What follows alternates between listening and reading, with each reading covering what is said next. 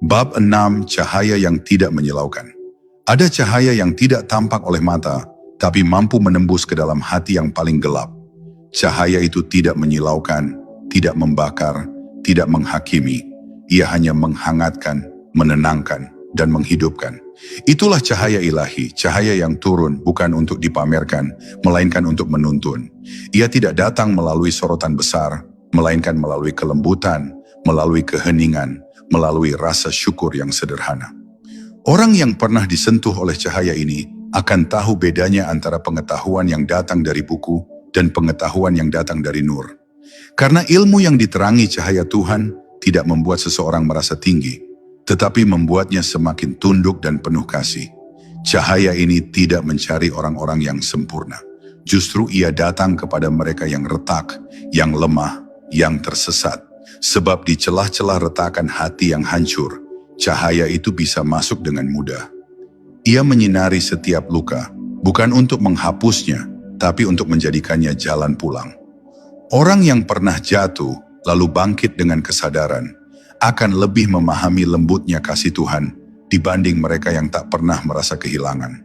Karena setiap air mata yang jatuh dalam keikhlasan akan berubah menjadi cermin yang memantulkan wajah Tuhan. Dan dari situlah seseorang mulai melihat bahwa di balik segala kepedihan hidup ada cahaya yang tak pernah padam.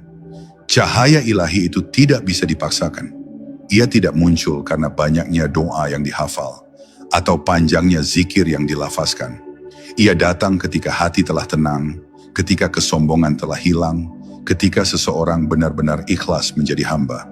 Ia bukan hadiah untuk yang berkuasa, tapi anugerah bagi yang menyerah. Orang yang telah disinari oleh cahaya ini tidak akan banyak bicara tentang dirinya, karena cahaya itu membuatnya sadar betapa kecil dirinya di hadapan Yang Maha Agung. Ia tidak akan mengaku tahu, sebab yang ia tahu hanyalah bahwa semua yang ia rasakan berasal darinya. Dan yang paling indah dari cahaya ini adalah bahwa ia tidak pernah padam. Meski manusia sering berpaling, ia tetap menunggu, tetap menyinari dengan kesabaran yang hanya dimiliki oleh Tuhan. Setiap kali engkau merasa jauh, sesungguhnya hanya hatimu yang menutup diri dari cahaya itu. Tapi ketika engkau berhenti sejenak, menarik napas panjang, dan mengingatnya dalam diam, cahaya itu kembali terasa, seolah berkata, "Aku tidak pernah pergi." Dan dalam sekejap, kegelapan yang dulu menyesakkan mulai berubah menjadi kehangatan yang menenangkan. Maka jangan cari cahaya di luar dirimu. Carilah di dalam dada tempat Tuhan meniupkan ruhnya sejak awal kehidupanmu.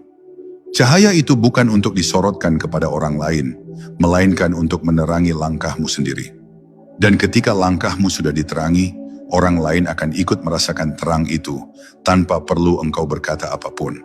Sebab cahaya sejati tidak mengumumkan dirinya. Ia hanya bersinar lembut, membimbing hati-hati yang siap untuk melihat.